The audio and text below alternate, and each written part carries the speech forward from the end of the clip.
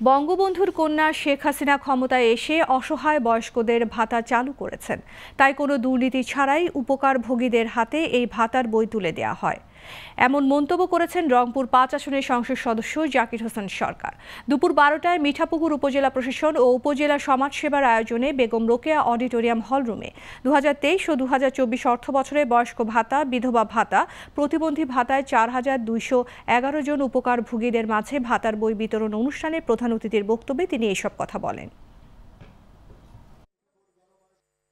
বঙ্গবন্ধু কন্যা শেখ হাসিনা সরকার এই বয়স্ক ভাতা, বিধবা ভাতা, প্রতিবন্ধী ভাতা এই বাংলাদেশে উনি প্রবর্তন করেন, যেটা আজকে অব্যাহত আছে।